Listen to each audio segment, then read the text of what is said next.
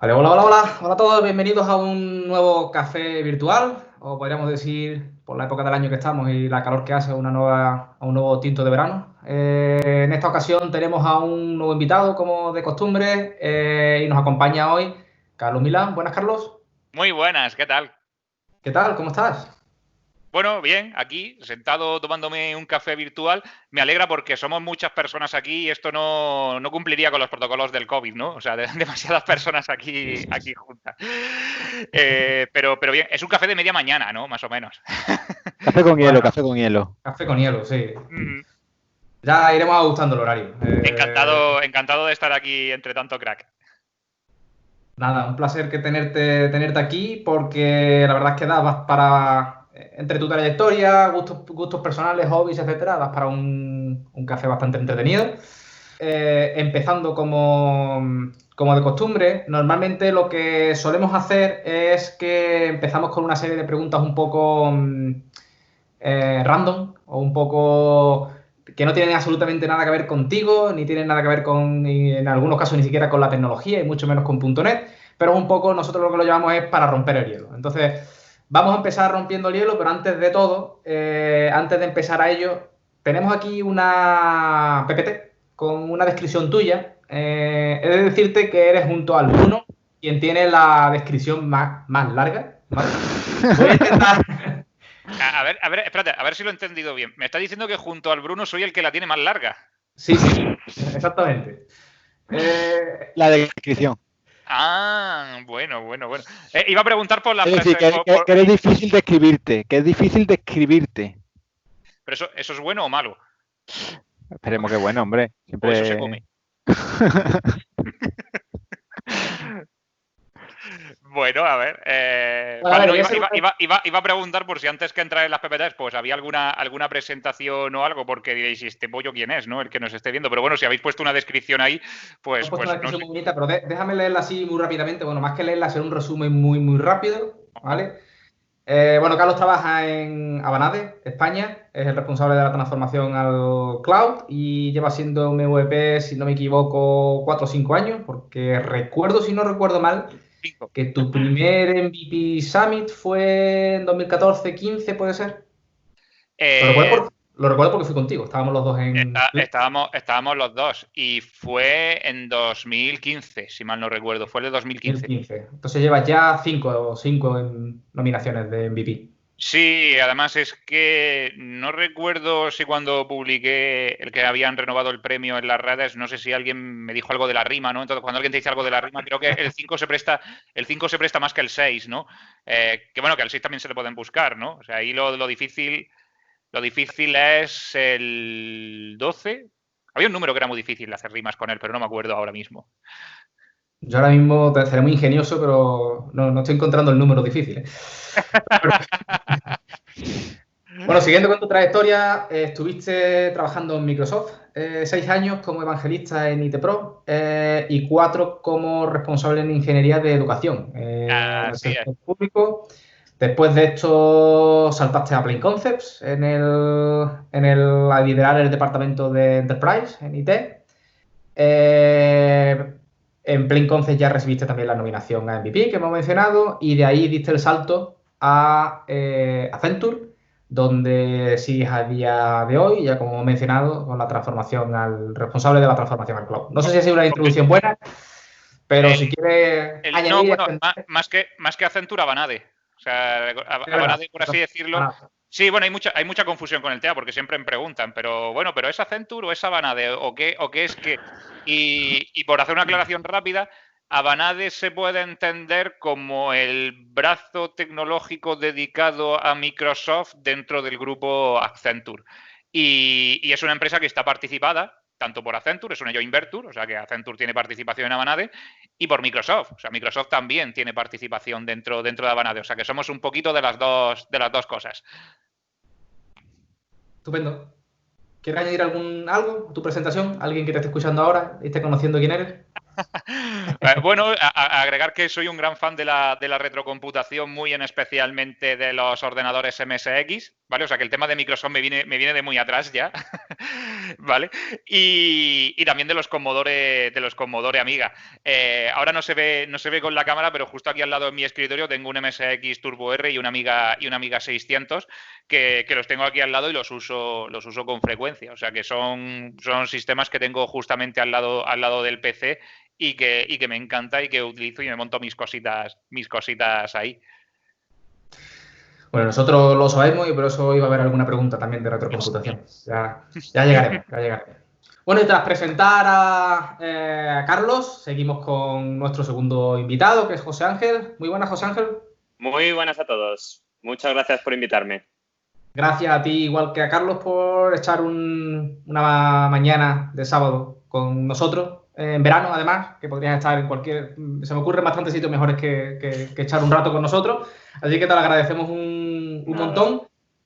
Y igual que con Carlos, tenemos una presentación que tú no la estás viendo. Pero, al igual que con Carlos, hemos tirado de Twitter, blog, conocidos, etcétera, para rellenar... Sí. Qué miedo me da eso. Sí. Para rellenar un poco tu presentación. Y voy a hacerla lo más rápido posible, igual que con el caso de Carlos. Actualmente trabajas en Microsoft, como Cloud Solutions Architect. Eres ingeniero de telecomunicaciones por la UPM. En el último año has estado en Luleå, ¿lo has dicho bien? ¿Suecia? Luleå. Tras eso has hecho un máster de Machine Learning.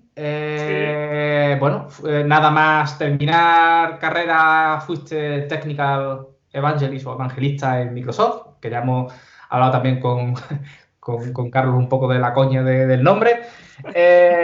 Y tras 2 años recorriendo España y el mundo hablando y dando charlas, Azure, hablando con comunidad, soluciones de infraestructura, etcétera, ya pasaste al puesto actual, si no me equivoco. Justo. Me tenéis fichado completamente, ¿eh? Bueno, los datos personales los va a soltar Marcelo, sobre todo por si me acusas con el dedo, que acuses a alguien más, ¿vale? Nada, bueno, simplemente decir que tienes un gato que se llama Salem, exacto. Y bueno, nos conocemos hace bastante tiempo, a todos aquí, y aparte de eso, dedicas tu tiempo libre a caminar por la Sierra de Madrid, ¿no? Ahí al fresquito, que ahora no hace, pero por las tardes, noches está muy bien. Y aparte eres un buen solucionador de problemas en casa. Me han dicho que te dedicas a las pequeñas fixes, ¿no? A las chapuzas, digamos. Arreglar una piscina para mí no es una chapuza, ¿eh? Yo no soy capaz de hacer. Bueno, la primera vez que la arreglamos perdimos 40.000 litros en 2 días, así que la siguiente ya funcionó. Entonces aprendemos ahí a base de errores, como todo.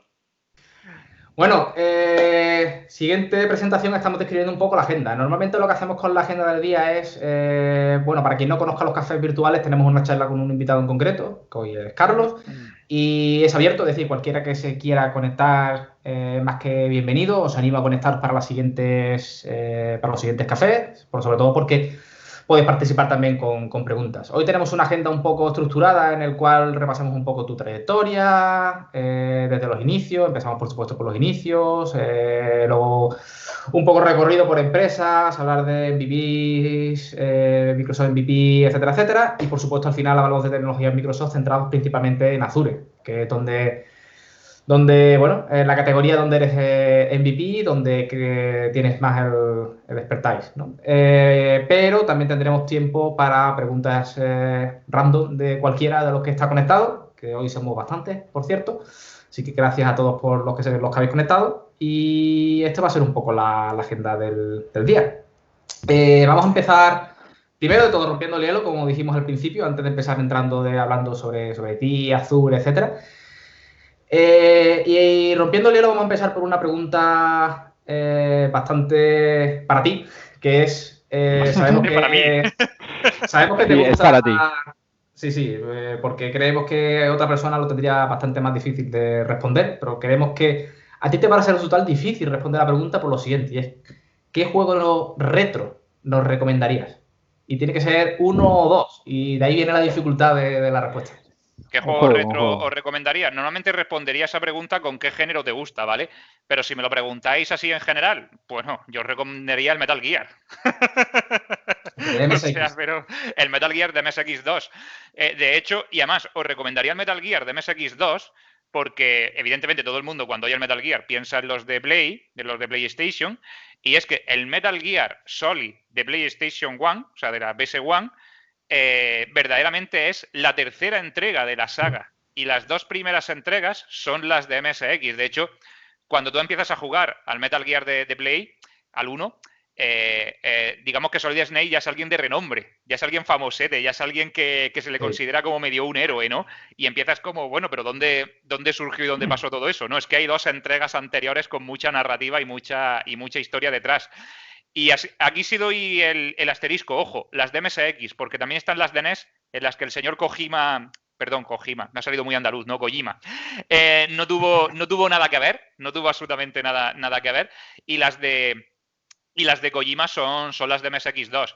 Es más, si me permitís el detalle adicional, Metal Gear, ¿vale? Metal Gear, el propio concepto de juego, esto de Tactical Espionage Action, surge del MSX, porque la historia es muy curiosa. La historia es que Konami le encargó al señor Kojima, que venía de hacer un trabajo brutal en el Penguin Adventure, o sea, impresionante, le encargaron que querían hacer un juego de guerra de mucha acción. O sea, muchos tiros, balas, esquivar, hacer muchas cosas, bueno, en fin, muy de temática militar, ¿no? Y tenía que ser para MSX2, que era para lo que Konami estaba desarrollando muy fundamentalmente en aquella época. Y cuando cogió al equipo de desarrollo y empezaron a mirar pues cómo hacer el juego, características técnicas de la máquina y demás, llegaron a la conclusión de que el MSX2 no daba para, no daba para hacer eso. O sea, no tenía la potencia técnica suficiente, tecnológica suficiente como para hacer todo lo que les habían pedido. Entonces, hicieron un poquito de brainstorming y dijeron, ostras, ¿y si en vez de hacer un juego donde haya acción por todos lados, como el MSX2 está limitadito dentro de esto, ¿por qué no hacemos un juego que se trate de evitar la acción? Que se trate de evitar a toda costa que haya acción y evitar que haya tal. Y de esa manera surgió el concepto del Metal Gear en el que, bueno, pues la temática militar se mantenía, los disparos y la bala, o sea, muchos de los conceptos que les habían pedido se mantenía, había acción, pero estaba el tema de meterse, espionaje, sigilo, todo para evitar esa acción ahí trepidante con balas volando por todos lados, de forma que un MSX2 pudiera digerir todo eso. Y fijaos lo que salió de ahí. Madre mía, ¿no? Una obra maestra. Ojalá algún día haya un remake, porque a nivel de historia y a nivel de... Da para un remake bastante sólido a día de hoy también. Sí, definitivamente. Así que vamos, juego retro, definitivamente ese es uno de los que recomendaría, desde luego que sí. Pues Javi, yo creo que si la pregunta que le has hecho es difícil, creo que la pregunta que le vamos a hacer ahora es más difícil todavía. Porque ahora se trata de una recomendación, pero en este caso queremos que nos recomiendes una película o serie. ¿Una película o serie? ¡Buf! A ver, puede ser la última que has visto, o puede ser una que te haya gustado mucho. A ver, es difícil porque tengo muchísimas, ¿vale? Pero en el entorno en el que nos encontramos hay una que voy a recomendar que me parece una auténtica obra de arte, ¿vale? Y se llama Los Piratas de Silicon Valley.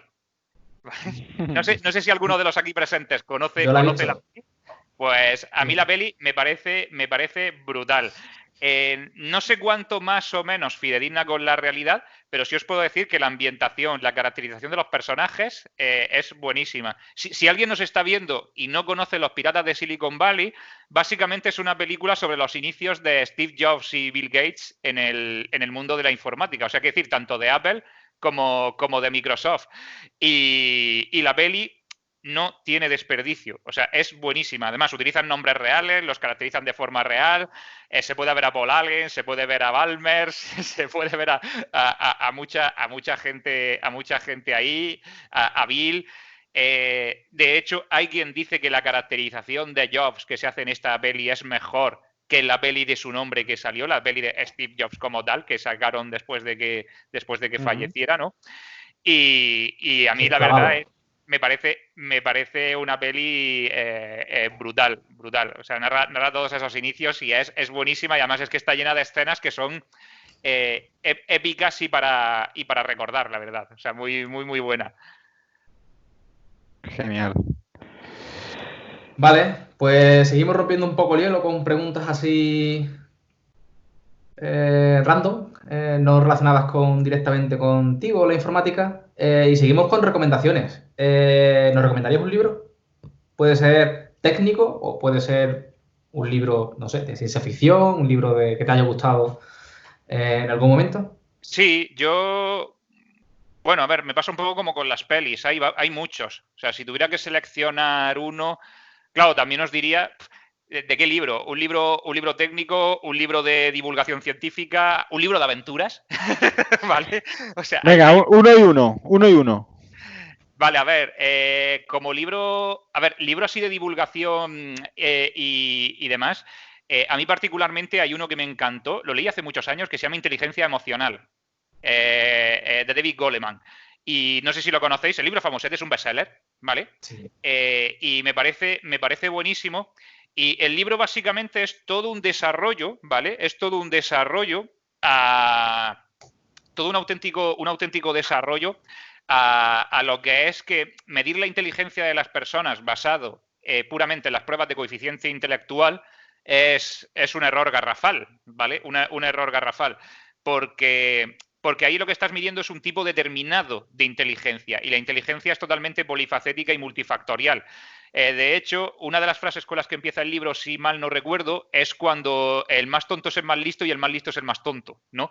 Y lo que está midiendo ahí es precisamente que pueda haber personas que tengan un grado de inteligencia académica muy alta, pero que después tienen problemas para desenvolverse en la vida o viceversa, ¿no?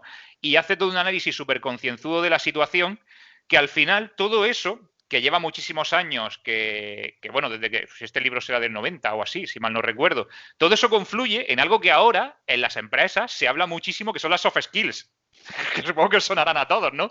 Que es, esta persona es brillante, pero tiene que desarrollar sus soft skills, porque tiene que saber presentar y tiene que saber hablar con sus compañeros y jugar mejor en equipo y este tipo de cosas, ¿no? Pues va por ahí la cosa.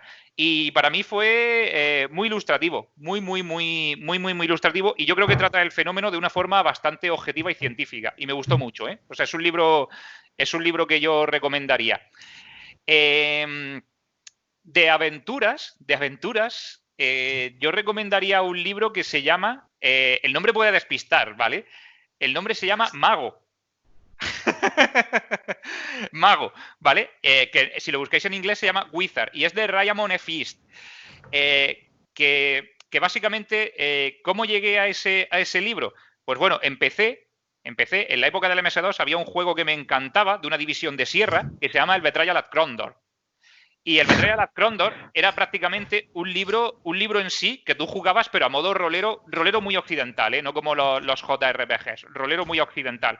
Que tú jugabas, la historia me pareció fascinante, o sea, muy fascinante, y el juego también muy chulo, pero pasaba un poquito como con el Metal Gear, ¿no? O sea, la historia empezaba ya en un punto en el que ya habían ocurrido muchísimas cosas. Y es que la historia está basada en la saga de libros que acabo de mencionar, en un punto medio. Y digo, bueno, pues vamos a leérnoslo desde el principio, ¿no? El primer libro se llama Mago, ¿vale?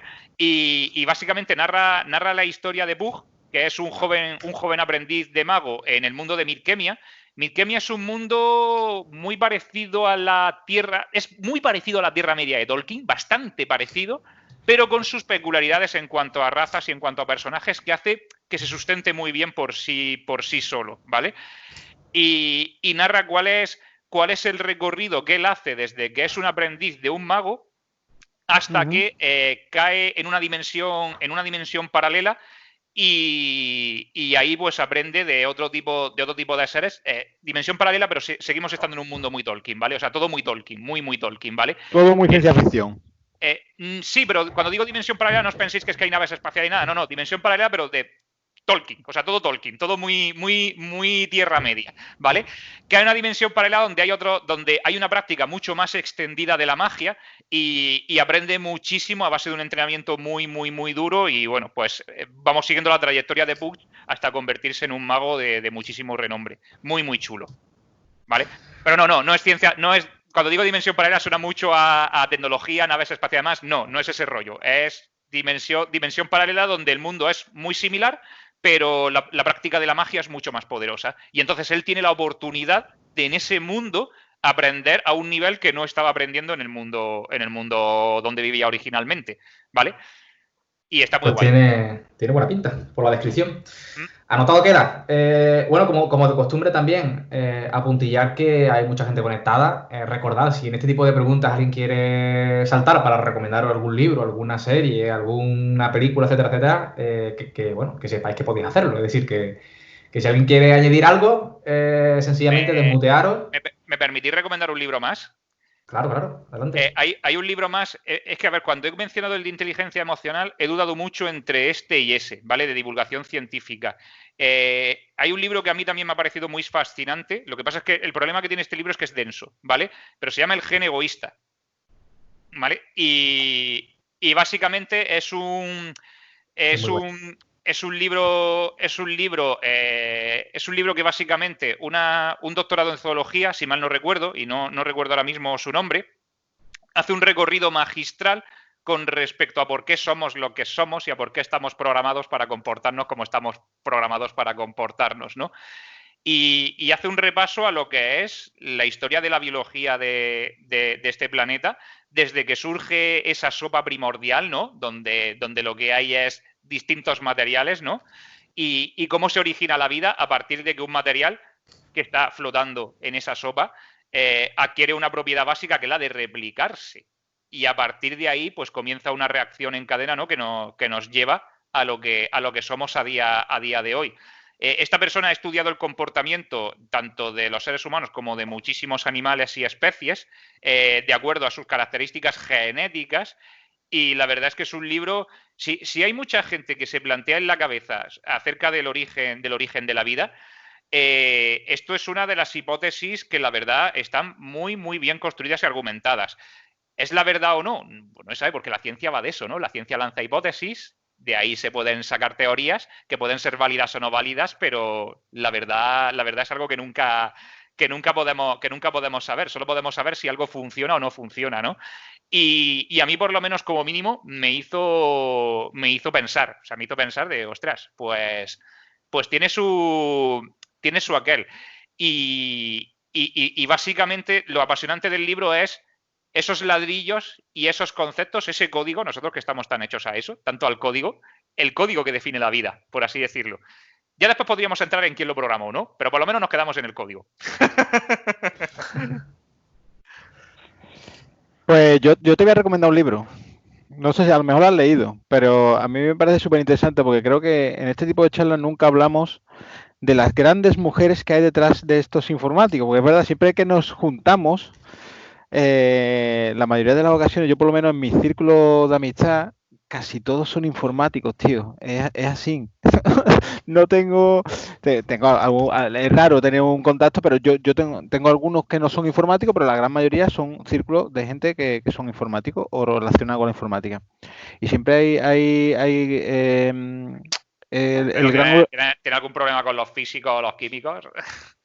No, pero bueno, los físicos y los químicos también en muchas ocasiones trabajan con los informáticos, ¿eh? Que no, cuando digo círculo me bromeaba.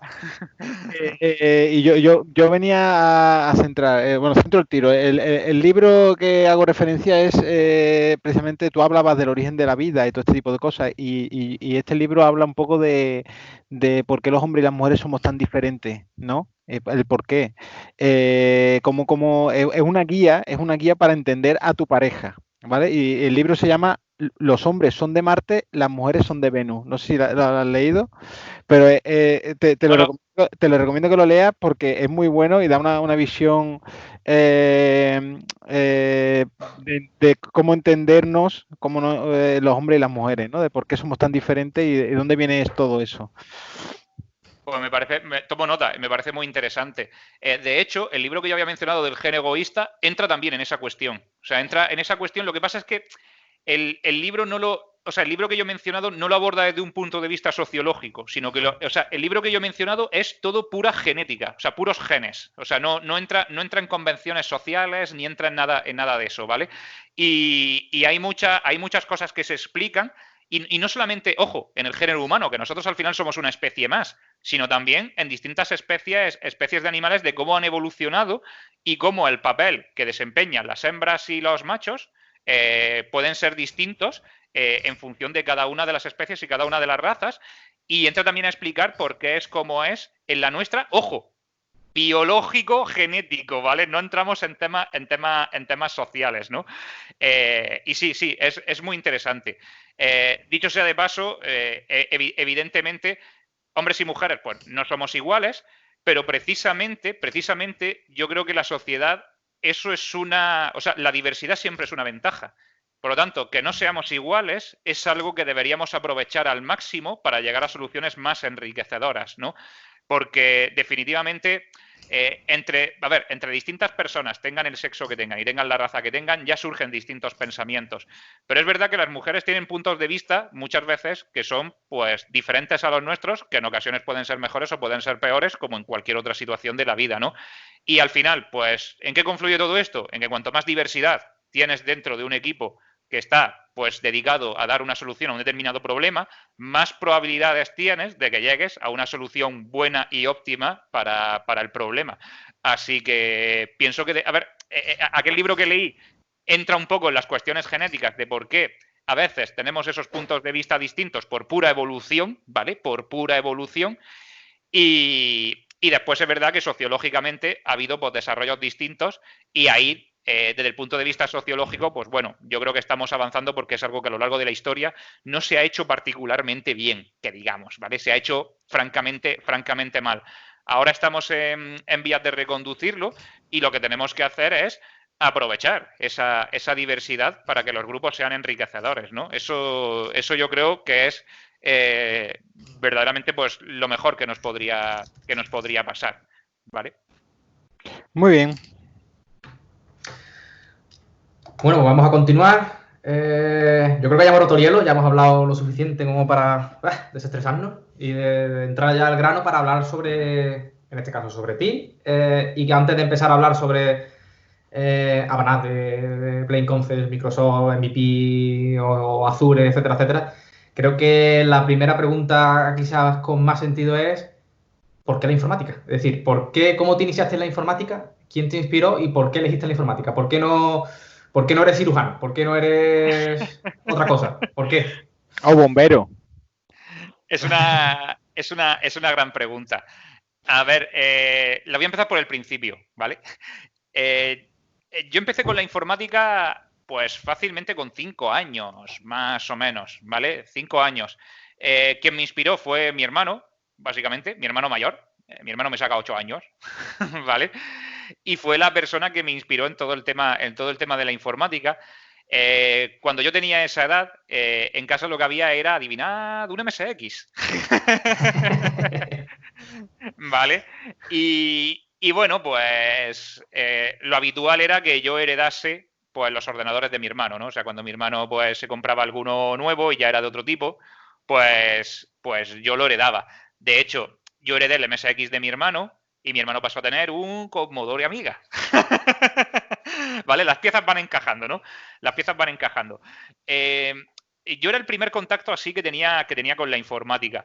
Yo creo que heredé, o sea, yo ver ordenadores y estar mirando y tal, pues desde los 5 años, puede que antes, incluso 4. Pero cuando yo heredé el MSX y tuve la oportunidad de empezar a tocarlo y hacer cosas con él, fue con 6, más o menos, ¿vale? Estamos hablando de con 6. Y el MSX, básicamente, tú lo enciendes y lo que te aparece es una pantalla con el BASIC, o sea, con el MSX Basic, el BASIC de Microsoft. De hecho, disculpadme un momento, ¿se puede compartir pantalla aquí en esta sesión? Sí, tú puedes compartir lo que quieras, claro. Sí, adelante. Vale, pues entonces, permitidme Lo acabo de abrir ahora mismo, va a parecer que eso estaba preparado, pero me ha abierto, básicamente, ¿qué es lo que he hecho para que lo veáis? Me ha abierto un navegador, he puesto msxpen.com, que el MSXpen es el equivalente al GXX, pero en código básico ensamblador de MSX, ¿vale? Pero bueno, el caso es que cuando tú enciendes un MSX, voy a darle al reset para que veáis lo que pasa cuando lo enciendes, ¿vale? Pues te aparece el logo, ¿no? La memoria RAM, salió un poco acelerado. Y te aparece esto, ¿vale? Que es, pues, el BASIC, ¿no? O sea, el intérprete BASIC, que es, digamos, el sistema operativo primario del MSX que está en ROM, está en chip ROM. Y ya a partir de aquí, pues lo que puedes hacer es escribir código BASIC o cargar programas de disco o de casete, ¿no? Yo encendía el MSX que yo heredé y me aparecía, pues, algo parecido a esto. De hecho, si queréis que sea más fidedigno, yo recibí un MSX 1, no un MSX 2, ¿vale? Entonces lo que yo vi, pues más bien se parecería a esto, una cosa así, ¿vale? Y eso del Disk Basic ya era todo un lujo, ¿eh? De disquetera nada, solamente cinta. Entonces yo vi esto. Y por aquel entonces, los MSX en general venían con una cosa que a día de hoy se ha perdido un poco de los ordenadores, ¿no? Que es el manual de usuario. O sea, cómo utilizar el ordenador, qué hacer con él, ¿no? Y el manual de usuario básicamente decía que cuando tú encendías tu MSX aparecía el intérprete BASIC y el intérprete BASIC básicamente era una forma de tú comunicarte con el ordenador para que él hiciera lo que tú le dijeras. De forma que si tú le dices algo al ordenador, él lo hará sin rechistar. Y digo, claro, yo vi eso, digo, hostia, yo todo lo que le diga a esto lo va a hacer, sin más. Joder, pues esto tiene que molar. Y recuerdo que la primera cosa que ponía en el manual, creo que era de un Spectravidium 728, era que escribiéramos la siguiente orden en pantalla.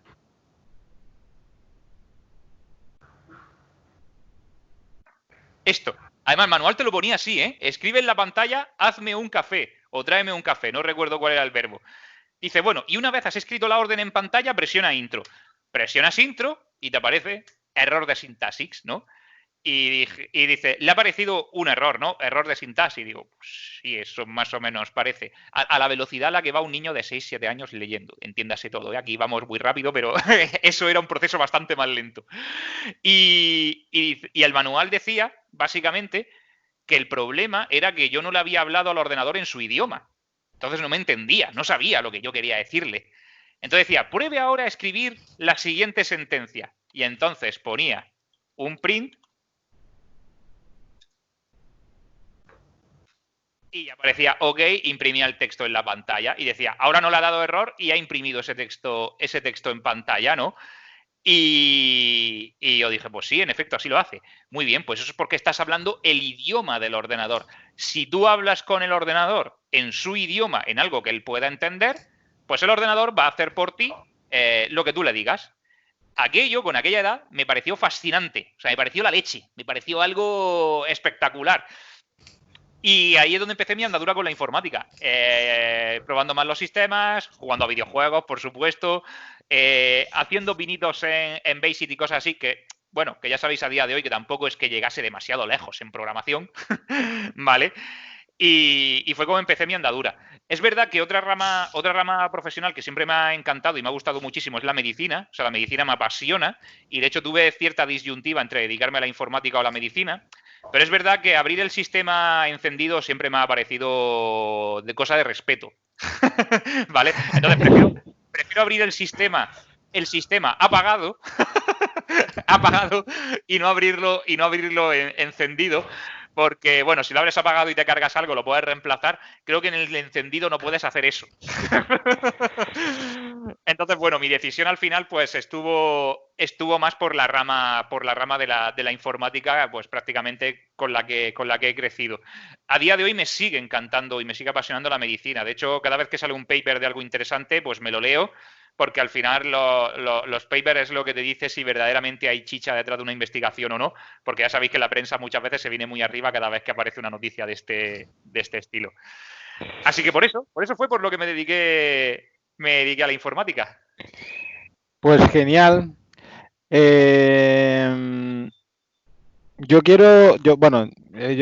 te voy a hacer una pregunta que además me toca muy cerca. y es básicamente aquellos momentos que hemos vivido antes de empezar la carrera profesional con cosas como los Donut Clubs, eventos, giras, evangelismo.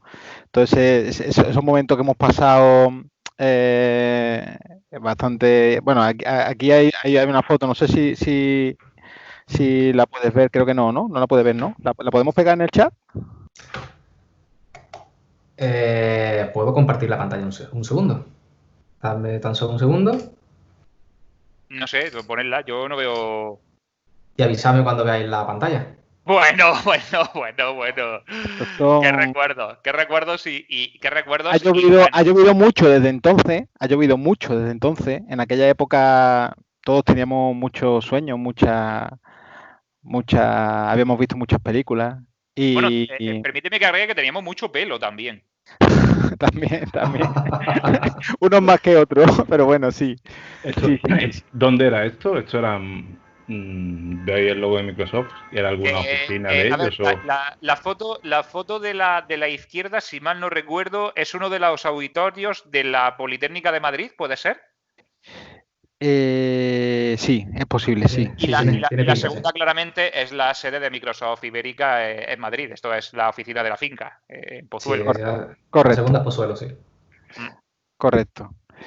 Pues nada, quería que nos comentaras un poquito sobre aquella época, es decir, aquella época en la que todavía no teníamos claro qué futuro nos iba a deparar, o sí, pero bueno, que creo que fue un buen momento, un bonito momento, y quiero que nos cuentes un poquito de aquella época, con qué fue para ti, en fin, no sé. Para mí aquella época fue pues de lo más bonito del mundo. O sea, recuerdo con muchísimo cariño y yo recuerdo que en la despedida del tema de los .NET Clubs, pues vamos, no me podéis ver porque yo estaba en mi casa y ahí lo que había era un baile de correos impresionante, pero yo estaba con lágrimas en los ojos. O sea, aquello fue súper bonito. A ver, para mí los .NET Clubs fue un antes y un después en mi... Ya no voy a decir en mi carrera profesional, en mi vida. Yo no creo que estuviera hoy en Madrid, simplemente en Madrid. Ya no estoy diciendo ni empresas ni nada, simplemente estar en Madrid si no fuera por los .NET Clubs. Seguramente, con toda seguridad. Y básicamente, ¿cómo surgió aquello? Por cierto, ¿cómo surgió aquello? Más que cómo surgió aquello, quizá hay mucha gente que nos esté viendo que no sabe ni siquiera de qué va este tema de los .NET Clubs. Buena percepción. Ni de qué va, incluso te diría de la palabra evangelismo, ahora mismo quizás ha sonado ahí de fondo, y te diría que nosotros todos sabemos que era un evangelista de Microsoft, pero yo... Suena sectario, ¿verdad? Suena muy... Suena totalmente sectario.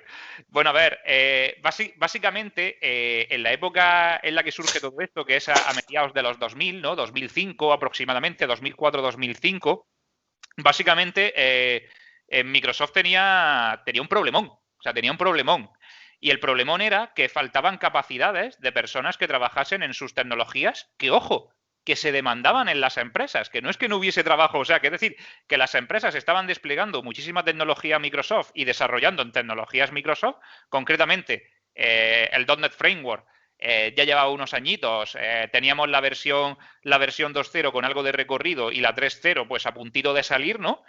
Con Windows Vista y claro, y había muchísima demanda de empleo, pero mucha demanda de empleo y poquitas personas para cubrirlas en el mercado español.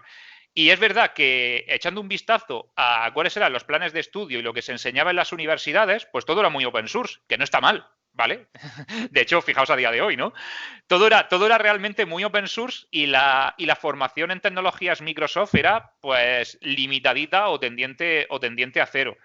Entonces, llegaron a una idea después de hacer un análisis de por qué estaba ocurriendo eso. Pues bueno, una de las primeras cosas por las que enseñar tecnología Microsoft en las universidades pues no era algo trivial, era precisamente pues empecemos por el licenciamiento simplemente. Pues el open source lo tienes disponible para todo el mundo, los estudiantes, que no suelen ser personas de amplios bolsillos de budget, ¿vale? O por lo menos yo no lo era. Claro, las herramientas y todo el software libre, pues es lo primero a lo que tienes acceso y con lo que ya puedes construir cosas muy, muy chulas. Pero en tecnología Microsoft, pues bueno, o te lo buscabas de parche en el ojo y pata de palo, o lo tenías un poco complicado, ¿no? Además, era aquella época en la que se decía que el mayor proveedor de Windows XP era Brinco, ¿no? No sé si alguien lo recuerda. Entonces no era sencillo, ¿no?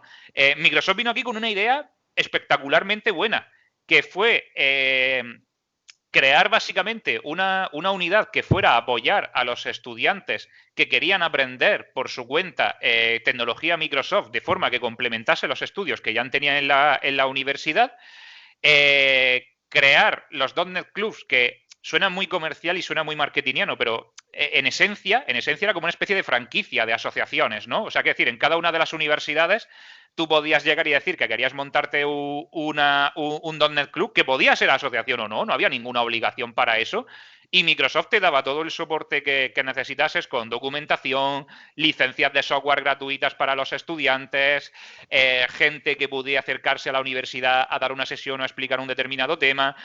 Y cuando yo escuché acerca de todo eso, me pareció súper interesante desde un punto de vista también muy egoísta, que es, vale, yo en la universidad estoy aprendiendo mucho de tecnologías basadas en software libre y más pegadas al mundo Unix, pero es claro que hay una demanda de tecnología Microsoft en el mercado brutal. Entonces, si yo, aprovechando el soporte y el apoyo que nos da Microsoft en esta parte, pues estudiamos de estas tecnologías, pues después en el mercado laboral vamos a estar mejor preparados y podremos optar a lo mejor a empresas o a ofertas de empleo que nos interesen más, que sean de tecnología Microsoft y que no necesariamente sean de open source. A partir de ahí, pues bueno, monté el grupito. Cuando monté el grupito en la universidad, yo estaba en la Universidad de Almería, recordad que yo soy de Almería. No fuimos de los primeros que montamos esto, los primeros fuisteis en Sevilla, vosotros, si mal no recuerdo, con el superartista de Miguel Ángel Ramos, ¿no? Correcto. Y con Ricardo Varela, no sé si... Ricardo Varela, sí. Ricardo Varela creo que fue incluso antes que Miguel Ángel Ramos. Antes que Miguel Ángel Ramos, ¿no? Pues claro... Bueno, Waldo está por ahí, que lo puede comentar. Juan Lao, ¿está por ahí o no? Está mute. Sí, aquí estoy, sí, efectivamente. Pues Ricardo Varela, Javier Cantón, Marcos Cobeña, Miguel Ángel Ramos. Bueno, empezamos ahí eso. Yo cuando Microsoft fue a la Universidad de Almería y propuso que si queríamos montar un .NET Club allí, claro, yo para saber de qué iba la historia, lo primero que hice fue los vídeos que colgabais en YouTube, que no sé si estarán todavía ahí, del .NET Club de Sevilla.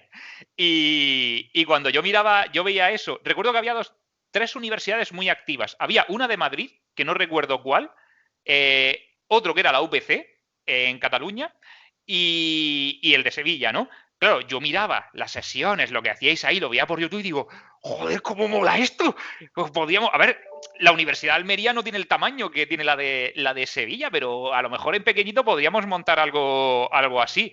La idea me pareció apasionante. Se la estuve contando a compañeros allí y también les pareció súper chula. Empezamos la andadura y para mí, pues, los .NET Club en conjunto, básicamente la aportación más grande que han hecho en mi vida es que me ayudaron a ver un poquito más allá del ámbito local y regional que tenía en Almería, ¿no? Porque no solamente era que montases esa asociación o ese club y Microsoft te diera apoyo y te diera documentación y software.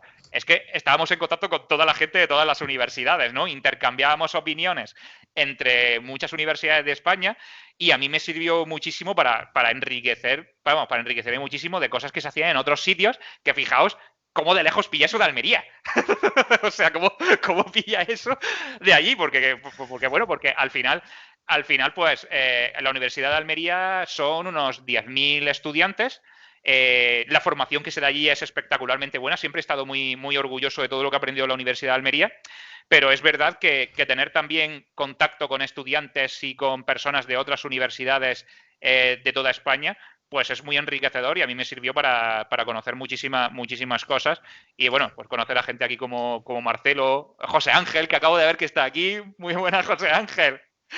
Ver a José Ángel, Juanma, o sea, conocer a una serie de artistas que la verdad, pues no podía estar más contento. Entonces, para mí, los .NET Clubs sí, han sido todo un cambio, ya os digo, no profesional, es que cambiaron mi vida, básicamente. O sea, mi vida de lo que es que no estaría a día de hoy ni siquiera en Madrid si no fuera por ello. Yo recuerdo que por entonces, y no sé si lo recordaréis vosotros, porque hubo mucha polémica con eso, llegamos a ser portada en Menéame. Llegamos a ser portada en Menéame de alguien que no recuerdo quién, pues algún usuario random de Menéame o en no sé qué sitio, alguien había publicado en un blog que Microsoft estaba lavando de la gente a los estudiantes con este tipo de cosas, regalándoles cosas, que ya ves tú, que no eran ni más ni menos que las licencias del software que podías obtener con parche en el ojo y pata de palo.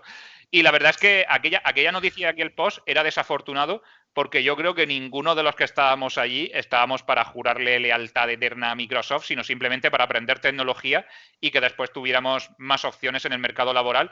Y Microsoft realmente lo que quería era eso ni más ni menos, ¿no? Es decir, si yo detecto que hay muchísima demanda y al final, oye, es una empresa, es un win-win. Quiero decir, yo detecto que mis productos, que están ya en muchísimos sitios, necesitan profesionales para cubrirlos y falta formación en eso. Pues voy a ayudar a que haya formación y así la gente va a encontrar trabajo más fácil y yo voy a cubrir la demanda de las empresas que están adquiriendo mis productos. Joder, pues ganamos todos, ¿no? O sea, no entiendo cuál es el problema en eso, excepto que nos metamos en discusiones religiosas, ¿no? Que eso ya es otra... eso ya es harina de otro costal, ¿no? Pero vamos, yo siempre lo he visto... A ver, era una época muy distinta, ¿no? Pero se formaban este tipo de discusiones que en serio yo jamás he entendido, porque nosotros somos ingenieros por encima de todo y los ingenieros resuelven problemas utilizando la herramienta que mejor se adapte del problema en un momento determinado. Y si la herramienta de Microsoft resuelve mejor mi problema, voy a utilizar la de Microsoft. Si resulta que la de Oracle lo resuelve mejor, utilizaré la Oracle. Y si resulta que una herramienta open source o Linux lo resuelve mejor, pues utilizaré la open source de Linux. Yo soy carpintero, no odio los serruchos. Digo, hostia, tengo que cortar una madera, pero odio los serruchos, tío. Odio los serruchos y me voy a poner a cortarla con el martillo. Tío, pero el martillo, a lo mejor con el martillo no te sale bien. Ya, pero es que odio los martillos. Los odio porque son monopolistas. Odio los serruchos. Pues no tiene sentido, ¿verdad? O si soy cliente de Movistar, odio a Vodafone. Odio a Vodafone. Odio a los de Vodafone. No odio a la gente de Vodafone. Por desgracia, a día de hoy sigue pasando un poquito. Yo creo que hemos mejorado en ese aspecto, pero sigue pasando un poquito en cierto aspecto. Venga, vamos si te parece con la siguiente pregunta. Y esta es un poco más centrada en ti como persona, un poco cómo te iniciaste en este mundo, es decir, un poco de dónde viene la pasión por la informática, es decir, cómo decidiste iniciarte en la informática, es decir, de dónde viene esa inquietud, ¿por qué no eres bombero o no sé? Es fácil, no soy bombero porque tengo un cuerpo escombro y ni de coña paso yo las pruebas de bombero, las pruebas físicas. Y respecto a la informática, la verdad es que yo creo que empecé tarde, comparado con algunos como Carlos o otra gente que conozco que le dieron ahí al hardware antiguo y a las amigas y todo, etcétera. Yo empecé en el 98 con mi Windows 98 y poco más. Dicho así suena chungo, que le di a las amigas. Piensa lo que quieras pensar, yo no lo he insinuado. Entonces, yo empecé tarde, eso, con un Windows 98 que conseguí que me compraran, creo que era en tercero o cuarto de la ESO, o sea, imagínate. Y recuerdo eso, ahorrar yo la paga para comprarme mi primer modem de 56 kilobits ahí y pagarme ¿cómo era? Las tarjetas estas de Telefónica que tú comprabas y te daban internet por 30 días en tarifa plana. Pues yo ahorraba ahí para poder conectarme. Y la verdad yo creo que eso viene un poco por la curiosidad. Siempre he tenido esa curiosidad de cómo funcionan las cosas, de construir cosas desde cero. Y yo creo que en la parte de la informática lo hacía muy fácil porque al final, para empezar, con un ordenador y un bloc de notas, pues puedes hacer la magia que hemos hecho yo todos, creo, alguna vez, como lo de animar la barra de estatus del Internet Explorer, poniendo ahí el JavaScript, diciendo hola mundo y cosas así. Entonces, yo creo que siempre ha habido esa curiosidad de qué hay detrás y en la informática es un campo que te puedes, o sea, no te aburres nunca de investigar porque puedes ir hasta donde quieras, hasta alta abstracción de desarrollando software o te bajas a bajo nivel con los electrones en el dopamiento de los conductores. O sea, puedes hacer lo que quieras. Fantástico. Bueno, pues vamos a romper el hielo del todo con un juego que solemos hacer a todos los invitados.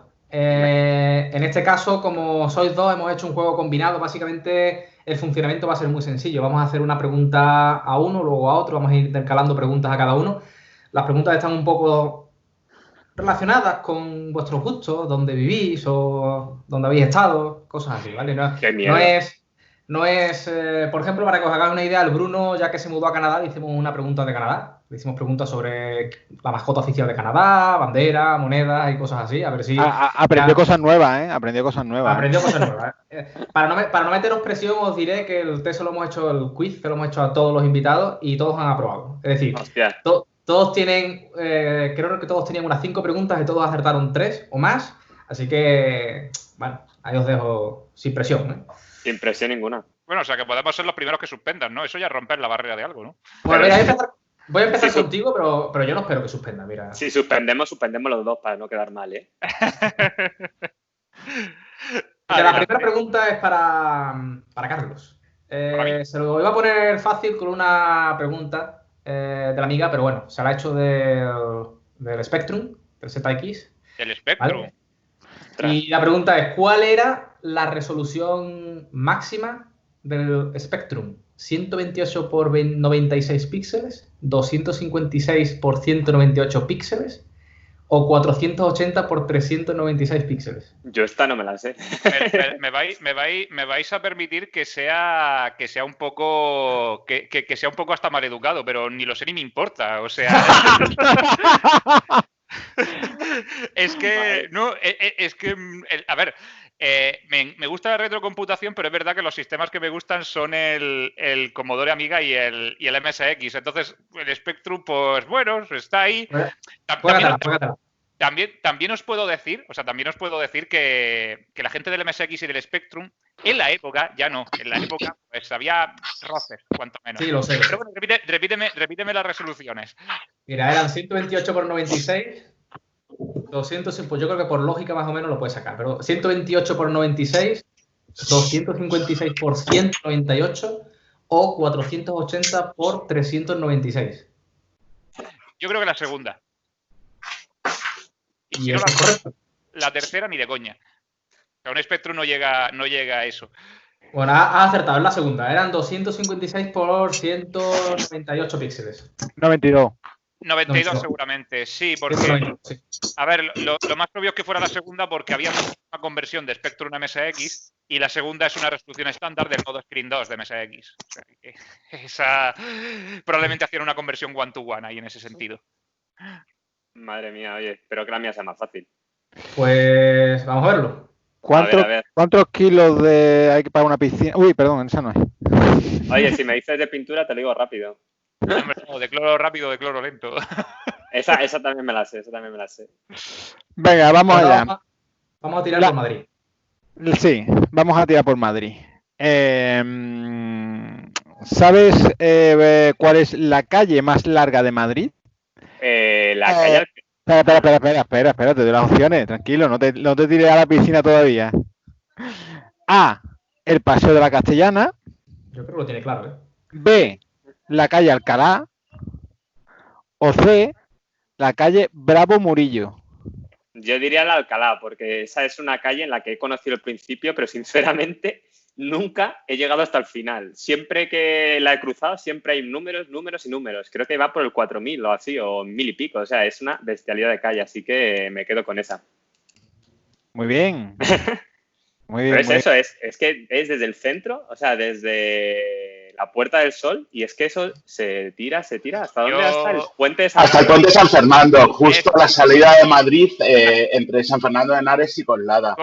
Correctísimo. Yo me la he recorrido de principio a fin porque, entre otras cosas, hasta hace poquitos meses viví allí. O sea que... Pues ni la conozco el final, ¿sabes? Os puedo decir que he visto el principio, pero no he visto el final nunca de esa calle. Pero el final bueno, ahora es Airbus Militari o algo así. Antes era Casa. Es ahí el final, donde está Pegaso, bueno, la antigua Pegaso y Beco y Airbus. Pues nada, para un paseíto por Madrid os cruza todo el centro y la ciudad entera. Hay algunos investigadores que están, parece, descubriendo que las galaxias tienen como una especie de barrera, ¿no? O algún conglomerado de estrellas, ¿no? Pues a lo mejor la calle Alcalá termina por ahí, más o menos, ¿no? Bueno, vais muy bien, ¿eh? No, os estabais quejando, pero hay 2 de 2, ¿eh? Esa era fácil. A mí ha sido 0, pero bueno. Bueno, la siguiente pregunta también es para ti. De nuevo, pensamos en alguna pregunta de algún juego de la Amiga, pero hemos tirado de la edad de oro de los juegos en español. Muy bonita, por cierto, muy bonita. Te acabamos de compartir una imagen en el chat. ¿Ah, sí? Sí, deberías de poder verla. Avísame si la ves. Pues no. No ha llegado todavía. No. ¿No? No, vale, debe estar más o menos por Ciudad Real o por ahí. Está subiendo a Madrid todavía. Voy a hacer lo siguiente. A lo mejor pasando de... Ya, ahora acaba de llegar, sí. Ahora... La he pegado yo. Ah. Vale, pues la pregunta es ¿cuál es este juego? Tienes 3 opciones. Te voy a dar 3 clásicos de la edad de oro de los videojuegos. Incluso sin darme las opciones sería una herejía si no lo supiera. Sería una herejía si no lo supiera, sí. De hecho, es más, me parecería una herejía que no lo supiera nadie de los aquí presentes, porque ya no es un tema de retrocomputación o de MSX o de Spectrum o de nada. Es un tema de edad de oro del software español en los videojuegos, ¿no? Y es totalmente histórico. Pero bueno, vamos a seguir el formato, vamos a seguir. No, pero muy sencillo. Las opciones eran La Pulga, Capitán Sevilla, vaya 2 clasicazos, o La Abadía del Crimen, que es otro... La Abadía del Crimen, que es un videojuego basado en la película que protagonizaba Sean Connery, que es el nombre de la rosa, y que es uno de los juegos, pues de los juegazos de aquella época de oro, clásico, muy bien adaptado y muy difícil, debo decir, porque los controles en esa perspectiva isométrica que estáis viendo allí, pues había que hacerse un poco a ellos, no es que fueran especialmente difíciles, pero había que hacerse a ellos, y tenías que ir cumpliendo con las normas de la abadía. Y tenías una barrita de obediencia, que básicamente cuando la barrera de obediencia llegaba a 0 te expulsaban y al expulsarte pues el juego se había acabado, ¿no? Y era un poco horror estar todo el rato pendiente y seguir al abad para que no te bajase la barrita. Pero bueno, un clasicazo y un juegazo de la época y todo un símbolo de lo que fue aquella edad dorada. Totalmente. Dice Juanlu por aquí, Juanma, dice que es de cultura general, que es como saber cuál es la capital de Francia. Por lo menos en el mundo informático sí, porque, bueno, en el mundo informático y en España, claro, o sea que sí, en España, es decir, que fue la edad en la que España estaba en la vanguardia del desarrollo de videojuegos pues sobre todo, más en ordenadores que en consolas, ¿no? Pero bueno, a ver, a día de hoy la verdad es que ya también tenemos mucha vidilla con estudios y con personas dedicadas al mundo, al mundillo este de los videojuegos, pero aquella época pues siempre se recuerda de forma especial porque, vamos, la proyección era pues muy internacional con todo esto, ¿no? Pues sí. Muy bien. Pues si te parece pasamos a la siguiente pregunta para José Ángel. Volvemos a Madrid, ¿vale? Y esta creo que es un poco más complicada. Vamos a ver cómo te desenvuelves, ¿vale? Y es la siguiente. En el espacio que hoy ocupan los nuevos ministerios, ¿vale? ¿Qué es lo que había antes? ¿Vale? Y te doy 3 opciones. Había un hipódromo, había huertas y campos de labranza, o estaba el Estadio Metropolitano del Atlético de Madrid.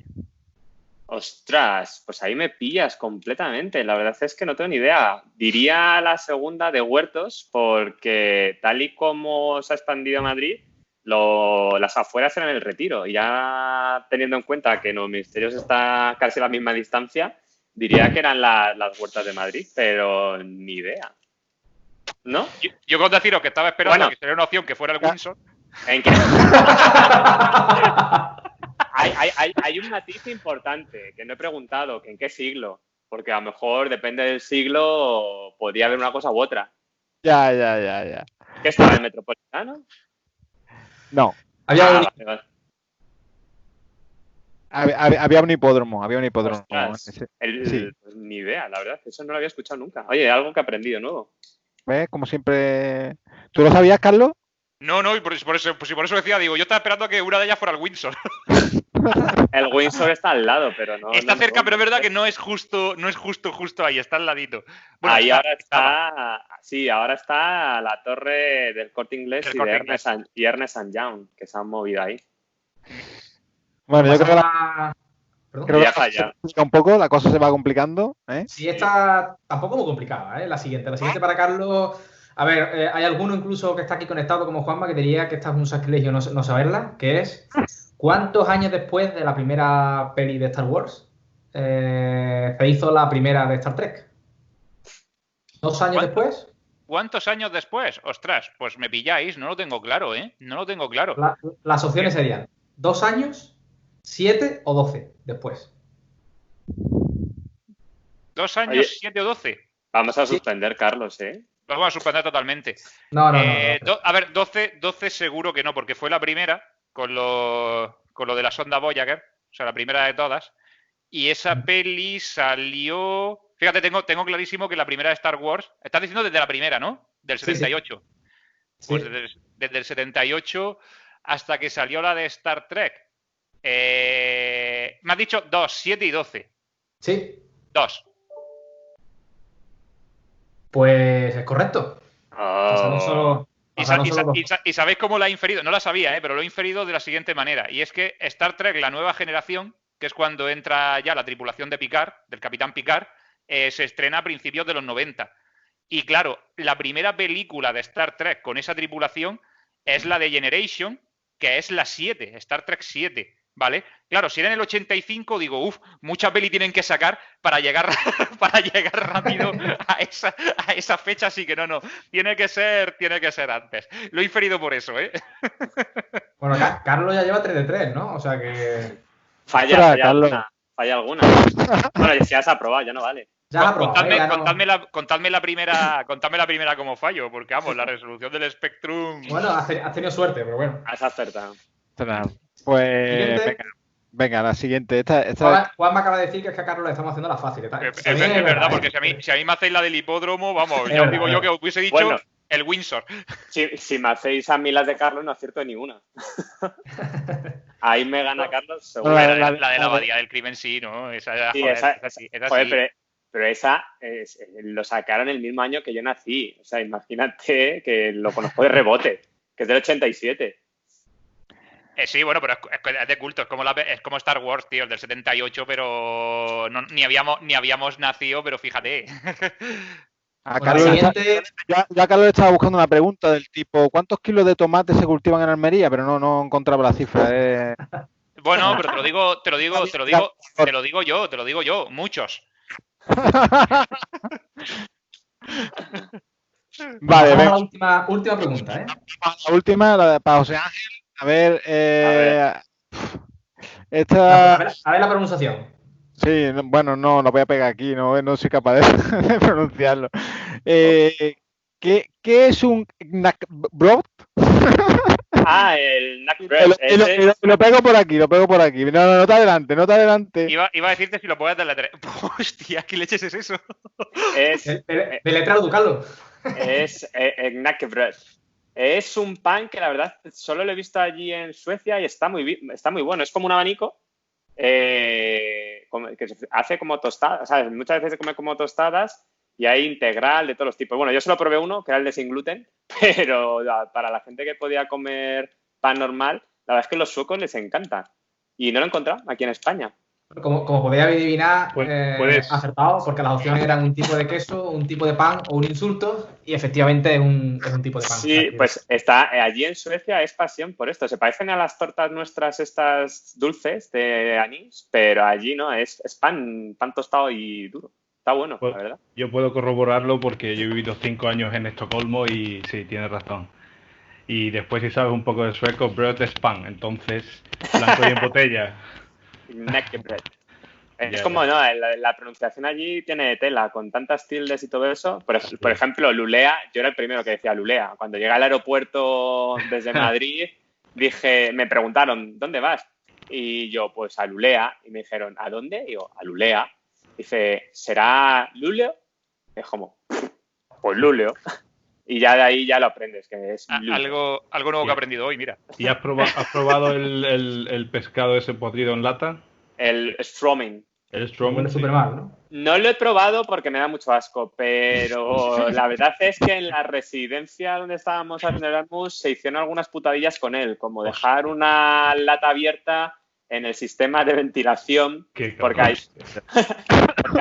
allí en Suecia, Juan estaba en Estocolmo, pero yo estaba a 1000 kilómetros al norte. Estaba prácticamente a 50 del círculo polar ártico. Entonces ya podéis imaginaros que en invierno, pues calor de Sevilla no encontráis.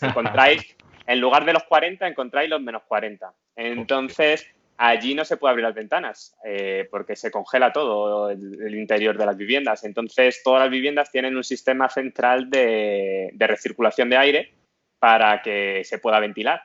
Y algunos compañeros, cogieron una lata, la metieron en el sistema y, claro, apestaba todo y todo el mundo pensando que a ver de dónde narices venía ese olor. Y al final, después de una semana, lo consiguieron localizar. ¿Una semana? Sí. Hostia. Os tirasteis una semana oliendo pescado podrido en la residencia. Y realmente olía eso como si fuera el cubo de la basura que alguien se le había dejado ahí abierto. Pero... Y como buen Erasmus, me imagino que tendríais el congelador en la ventana, ¿no? Como muchas veces para no dejar las cosas en el frigo común, ¿no? Justo, era de coña. O sea, cuando salías de fiesta, en lugar de meter las cervezas o la bebida en el congelador, abrías la ventana y lo apoyabas porque se reenfriaba mucho más rápido. O sea, en invierno eso era una pasada. Y el Surströmming, para que os hagáis una idea, la recomendación es que en la pila de la cocina lo llenes de agua y abras el bote debajo del agua para que no se extienda el olor. O sea, si alguna vez lo probáis, me decís a ver a qué sabe. Si alguna vez lo abrís, abrirlo en el balcón, no lo abráis dentro de casa, si no os tenéis que marchar una semana mínimo. Vale. Es muy, muy apestoso. ¿Y tú también hacías las cervezas propias en el bucket de la fregona o no? Yo no, porque la verdad nunca le da la cerveza. Con la celiaquía y eso nunca le da la cerveza. Pero es que el problema de allí en Suecia es que no encuentras alcohol barato, porque el alcohol está basado en el grado ¿cómo se dice? La cantidad de alcohol que lleva. Es decir, el vodka más cutre y el vodka mejor cuestan prácticamente lo mismo, porque la graduación de alcohol es la misma. Entonces la gente lo que hacía eso en casa, se fermentaba cerveza o se fermentaba la sidra para beber de forma barata. Y se metían unos buenos pedos con eso. Pero para que os hagáis una idea, la forma más barata de tomarte algo con alcohol al salir de fiesta era comprarte una botella de vino, porque era lo más barato. Entonces veías a la gente en la discoteca bebiéndose copas de vino. Un poco extraño. Bueno, pues vamos a seguir, si os parece bien. Venga. Oye, no hemos quedado mal, 4 de 5. Oye, No, para muy que bien, sepáis, nadie ha acabado todas las preguntas, ¿eh? Vale. De hecho, casos anteriores han hecho 3 de 5, 4 de 5. Vosotros habéis hecho 5 de 6 en conjunto. Así que lo habéis hecho muy bien. Muy bien. Pasamos a la trayectoria de ambos. Por seguir un orden, vamos a empezar por Carlos. Así que... sí, habla un poco dónde venís, hacia dónde... bueno. ¿Hacia dónde vamos? Sí, ¿De dónde venimos? ¿Hacia dónde vamos? ¿Pero desde la origen egoísta o...? A nivel de trayectoria profesional, pues, ¿cuál ha sido vuestra trayectoria, ¿no? Sé que, por ejemplo, Carlos ha pasado por Play, por Microsoft, y ahora está en Avanade. Entonces, un poco para que cuentes un poco cómo ha sido tu trayectoria.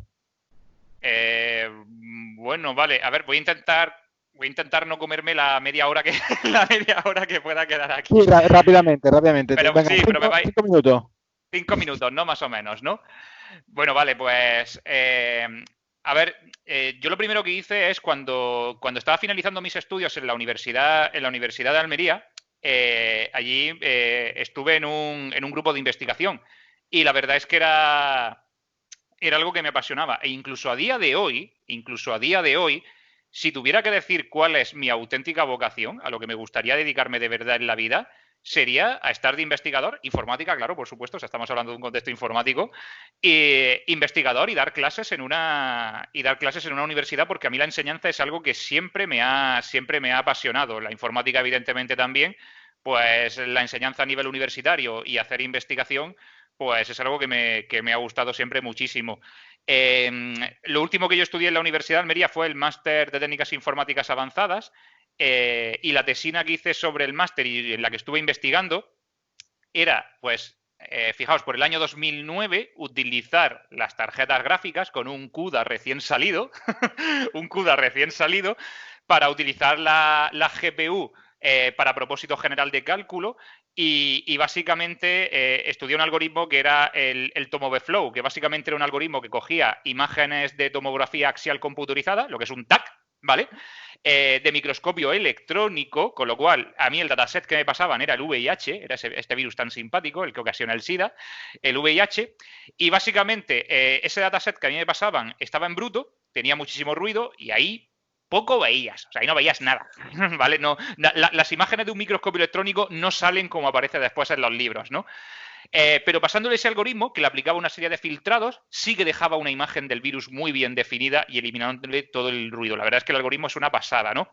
Ese algoritmo con el dataset que a mí me pasaban, en un dual core de Pentium 4 de aquella época, tardaba unos 30 minutos en ejecutarse aproximadamente.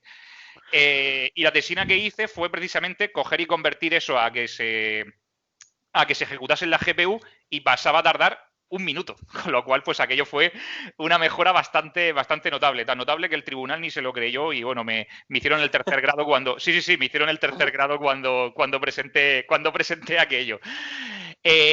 Así es como empecé, ¿no? Lo que pasa es que bueno, pues os podéis imaginar que las condiciones, y yo todavía sigo esperando a que sea algo que en este país o en general en el planeta cambie. Y es que las condiciones de nuestros investigadores, que ahora nos estamos acordando mucho con pandemias como la del COVID, tienen que mejorar. O sea, tienen que mejorar porque al final la gente necesita vivir y esas cosas, y tal y cual está el mundo de la investigación actualmente, pues creo que lo único que está ocurriendo es que se pierde talento. Y fijaos que ya no lo digo por mí, que habrá gente con muchísimo más talento que yo para la investigación, y no solamente en informática, sino en otras ramas, pero es verdad que las condiciones, los tipos de contratos y cómo se hace la carrera es un tema muy complicado y a veces muy desesperante. Entonces, bueno, en todo ese contexto, pues bueno, a través de las colaboraciones que estuve haciendo con los .NET Clubs y Microsoft, pues llevando el club de Almería, pues tuve la oportunidad de ser el coordinador nacional de los .NET Clubs, que para mí fue, vamos, algo totalmente inesperado y un absoluto honor. Y a partir de ahí, pues empecé a estar mucho más en contacto con el equipo de DPE, de lo que era antes el equipo de evangelismo, que es verdad que suena, aún haciéndolo a día de hoy, sigue sonando sectario, evangelismo, ¿vale? Unos auténticos crack, ahí estaba Ethel, estaba Elisa, eran los tiempos, bueno, yo apenas pillé a David Carmona ya ahí, pero bueno, estaba Ethel, estaba Elisa, Salgado, el propio Miguel Ángel Ramos, ¿vale? Antes de que se fuera, ¿no? La verdad es que era un equipo de la leche. Y la verdad es que, pues bueno, seguir con los .NET Clubs, compaginar también lo que estaba haciendo en investigación y poder estar en todo ese mundillo, pues la verdad es que fue una etapa verdaderamente buenísima y enriquecedora. Después salió la oportunidad de poder coger y colaborar y trabajar con la gente de Public Sector en Microsoft, dentro también de un contexto, pues manteniendo en la parte de universidades y demás, porque era el departamento de educación, ¿vale? Y la verdad es que, pues sin desvincularme totalmente del mundo de la enseñanza, que me seguía apasionando y seguía siendo mi vocación, pues me pareció una forma muy, muy bonita de avanzar mi carrera. Así que a partir de ahí fue cuando ya me moví a Madrid. Y empecé a trabajar en Microsoft en Public Sector, llevando una tecnología que se llama Life@edu, que pese a lo que mucha gente pueda pensar, es el auténtico precursor tecnológico de Office 365. Porque el producto antecesor de Office 365, BPOS, ¿no? el BPOS, tecnológicamente no tenía nada que ver con Office 365. El que tecnológicamente tenía que ver era Life@edu. Entonces, empecé a trabajar con Life@edu. Después, cuando vino Office 365, pues la verdad es que ya estaba bastante preparado para trabajar con Office 365 gracias a haber estado con Life@edu y bueno, y trabajando en lo que eran pues los primeros sistemas de correo electrónico en la nube que Microsoft ofrecía de forma gratuita a universidades y sigue siendo de forma gratuita.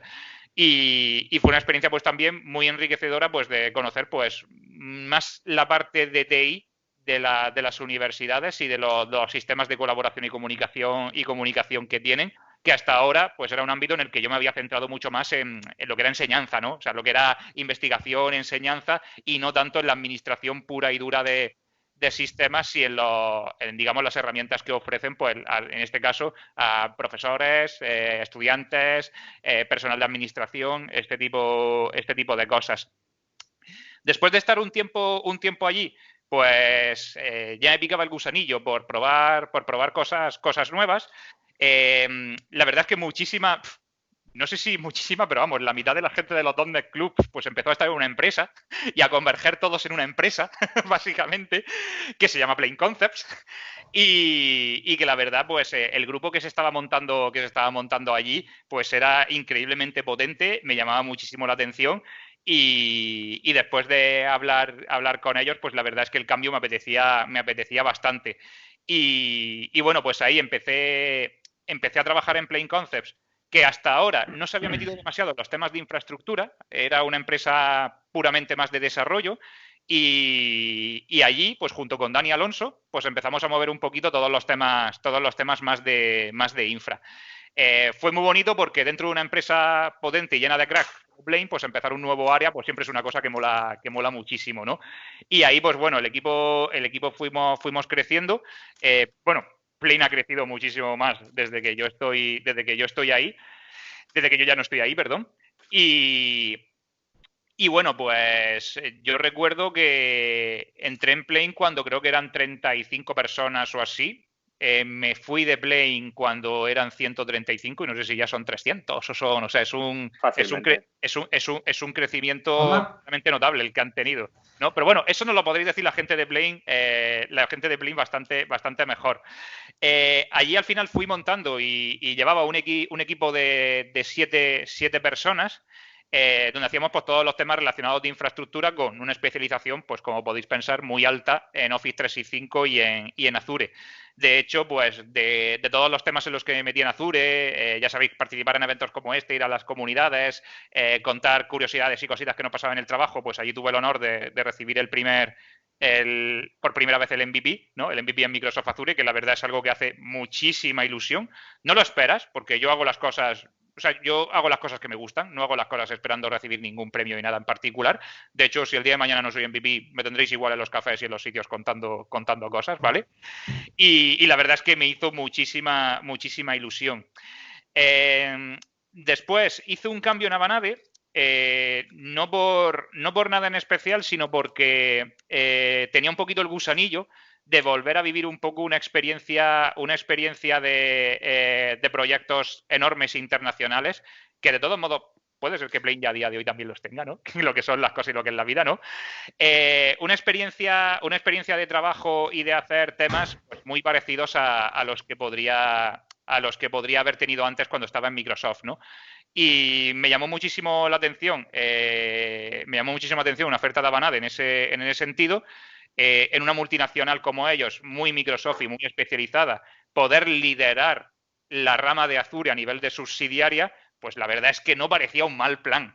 Entonces, ¿qué quiero decir con esto? Pues para Plane solo tengo buenas palabras, la verdad. O sea, yo en Plane he estado fenomenal, lo he pasado súper bien, he aprendido muchísimo, la gente que hizo unos cracks, pero el reto profesional que había delante mía pues me llamaba mucho la atención. Creo que fue la decisión profesional más difícil de mi vida, pero bueno, ya han pasado prácticamente 4 años y medio, más bien, desde aquello. Estoy contento con el cambio. Sigo echando mucho de menos a la gente de Plane. Sigo echando mucho de menos a la gente de Plane. También estoy ahora con muchos otros artistas que tengo en Avanade. Y la verdad es que, bueno, ahora pues, como me había presentado al principio, pues hago justamente eso. O sea, lidero los temas de transformación al cloud, que en Avanade, al no ser agnósticos y ser Microsoft, pues es Azure, ¿vale? Es Azure. Y Kubernetes también, aunque no estrictamente Azure. Y llevo los equipos de arquitectura en ese sentido, y la verdad es que es una experiencia bastante gratificante. Como estamos en el área de preventa, pues al final, tanto servidor como los arquitectos que hay en mi equipo, pues tenemos esa doble vertiente de negocio, guión, parte técnica. O sea, que hacemos un poco ese pegamento entre la gente de ventas, ¿vale? Los Business Development Manager, y la parte de delivery, que son los que después ejecutan los proyectos. Y además es que nos metemos ahí. O sea, es decir, que tocamos. ¿Vale? O sea, Muy bien. Muy bien. Muy bien. Pues y creo que básicamente la has acabado, ¿eh? Has hecho un resumen muy bueno, además en 5 minutos. Así que... yo creo que 5 no, alguno más me he comido, ¿no? Bueno. Bueno, venga. Pasamos a José Ángel, después de conocer Pues un poco... la verdad es que en mi caso yo puedo decir que seguí la senda de Carlos y fue seguirla literalmente, porque cuando él dejó la parte de los clubes.net fue justo cuando cogí yo su relevo y continué con esa iniciativa. Y la verdad es que fue mi entrada al mundo Microsoft. Yo conocí los clubes, recuerdo, porque en la universidad puse unos carteles enormes que decía: vente a la final de la Imagine Cup, entrada gratis al parque de atracciones. Y yo dije, hostias, entrada gratis al parque de atracciones a cambio de aguantar un evento de 1 hora y media, 2. Pues allí vamos. Y la verdad es que me quedé muy impresionado. Fue la Imagine Cup no sé, creo que ganaron en el equipo de Sevilla, cuando construyeron lo que era casi los inicios del Kinect Sport, en el cual con webcams y monitorizando las posiciones hacían programas de entrenamiento personalizados. Y la verdad es que ahí cogí el gustirrinín y a partir de ahí empecé en las comunidades, que comentabas, Carlos, cuál era la otra activa. Yo creo que te referías a la de sobrinos en la Complutense de Madrid, que no... Pues sí, puede ser. Que prácticamente era el que tiraba del carro, creo que aquí en Madrid, y me empecé a sumar. Y ahí empecé a conocer a toda la gente, a Carlos, al resto de la comunidad. Y cuando salió la oportunidad, la verdad es que es como lo que dijo Carlos. Dije, ostras, ¿cómo voy yo a liderar las comunidades de los clubes? Pero en ese caso apostó Elisa y Alfonso, que eran los que estaban en aquella época, por mí, y empecé en micro. Estuve 3 años de becario en diferentes roles. Y luego hice el parón para irme a Suecia a acabar la carrera de Erasmus. Y a la vuelta surgió la oportunidad de volver pues, en el programa que tienen para recién graduados, lo que se llamaban los MAC, que es curioso el nombre, parece que es más de Apple que de Microsoft. Y ahí empecé eso, evangelizando todo lo que tenía que ver con infraestructura. Un mundo, la verdad, muy nuevo para mí, porque al final había gente que me doblaba la edad y que el conocimiento de sistemas de on-premises, de Windows Server y compañía era brutal. Pero tuve la suerte de que justo cuando entré fue cuando se lanzó Azure IaaS, toda la parte de máquinas virtuales, y ahí cogí ya... Alexa.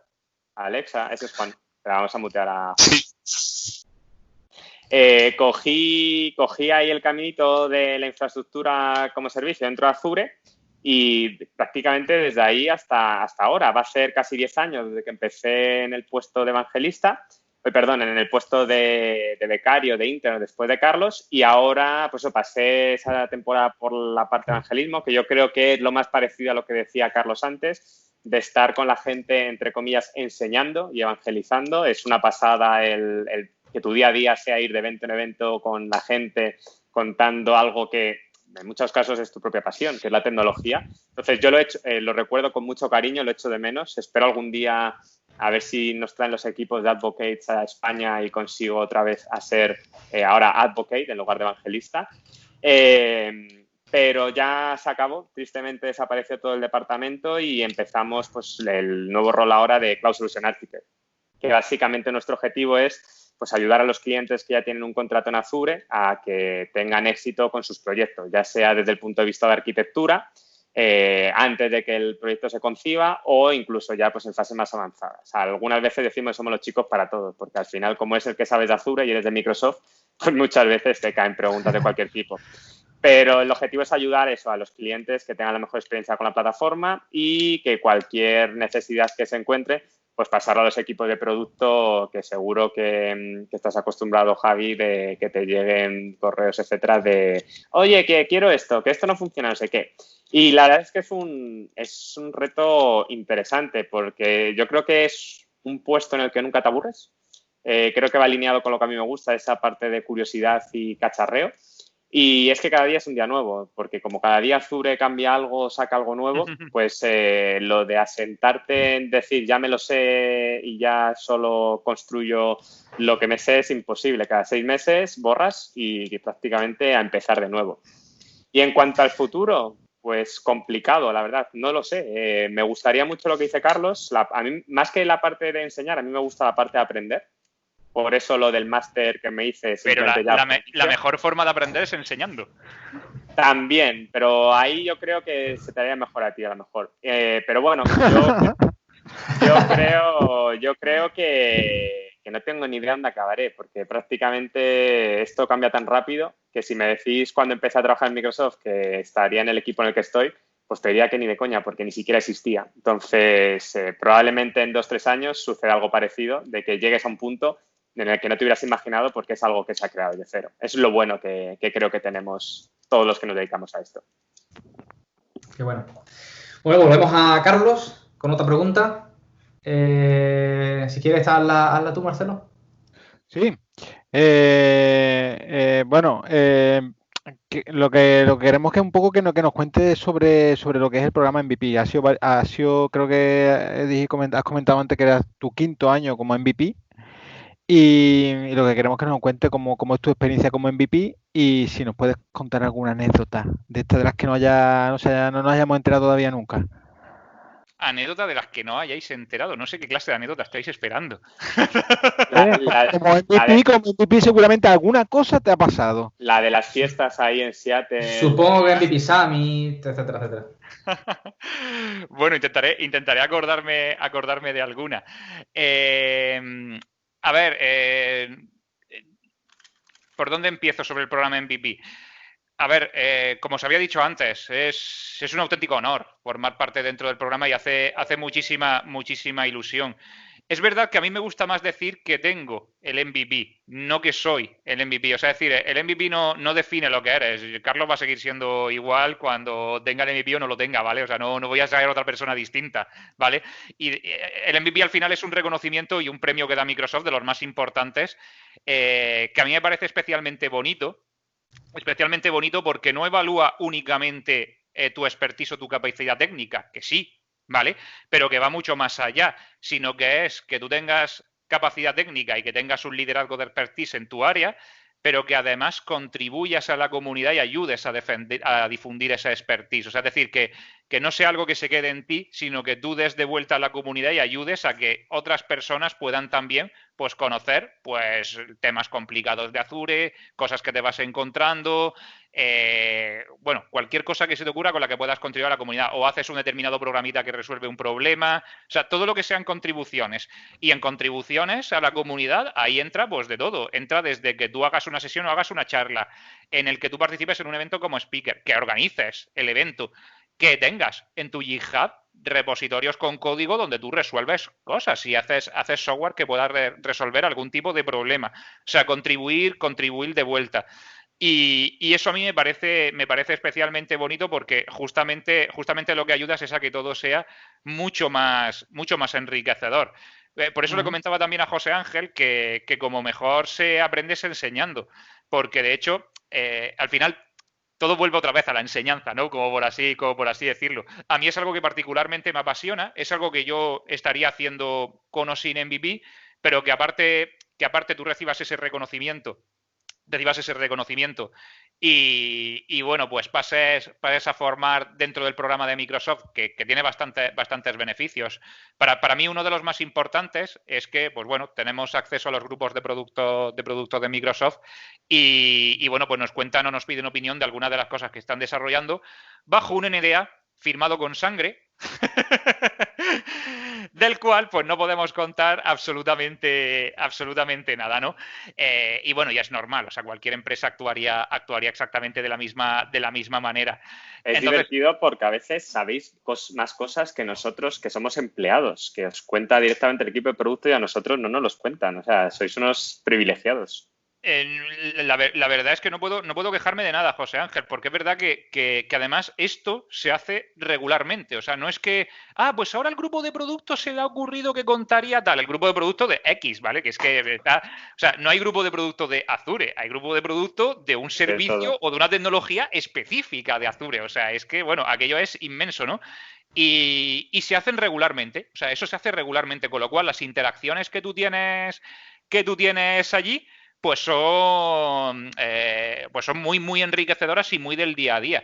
Y además tú puedes ver como ese feedback que tú vas comentando, ostras, que se tiene en cuenta. Sí, ¿vale? Estaba a punto de comentar eso, precisamente eso, que desde el otro lado, que bueno, yo estuve antes desde el otro, ahora estoy desde el otro lado.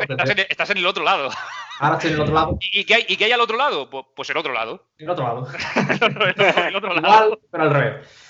No, desde el otro lado se presta bastante atención y se tiene bastante en cuenta la opinión de MVP, si se tiene en cuenta el feedback. Y se intenta aplicar siempre y cuando sea razonable, primero el feedback y segundo, pues eso, en tiempos, etcétera, etcétera.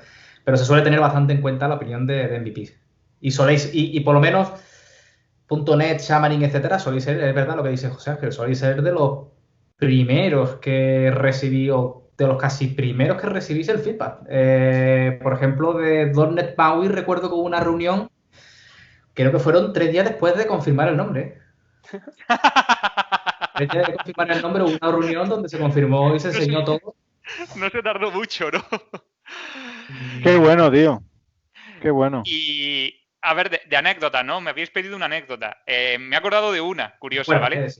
Sí, hay una especie de tradición, por así decirlo, dentro de los MVPs, que parece ser que alguien que ha nombrado nuevo MVP en el primer viaje al MVP Summit en Seattle tiene que pagar todas las copas, ¿no? ¡Ostras! Entonces, ojito con el número de MVPs que hay y a cuántas copas te salen. Yo he escuchado historias de gente que se ha dejado 500 pavos. Poco me parece, ¿eh? Poco me parece. Invitando a las copas, ¿vale? Invitando a las copas. Y os preguntaréis, y claro, ahora ya diciendo esto, ya la pregunta en la cabeza de todos es, hostia, Carlos, ¿qué hiciste tú? ¿Cumpliste con la tradición? Respuesta, sí, por supuesto que sí. O sea, yo soy una persona íntegra que cumple con las tradiciones. ¿Te gastaste 500 pavos? No. Entonces, ¿pero qué hiciste? O sea, ¿cómo te mantuviste compliant con la norma sin desembolsar tal? Pues muy sencillo, ¿vale? O sea, llegamos cuando estábamos en una de las fiestas en las que estaba la gente de España y la verdad es que todavía faltaba mucha gente por llegar y dije... Invité en ese momento a las copas. Invité a unas 8 personas más o menos. Aquello me salió por... pues no sé si $60 o 70, ¿vale? Una cosa así, ¿vale? Y entonces, pues, hombre, me dejé un dinerete, pero no me dejé los 500 pavos que se dejó otras personas. Y bueno, después llegó todo el aluvión de gente y cuando empezaron, Carlos, digo, shh, yo ya invité. Yo ya invité. Y tenía 8 o 9 testigos, ¿no? Que eran los que había invitado.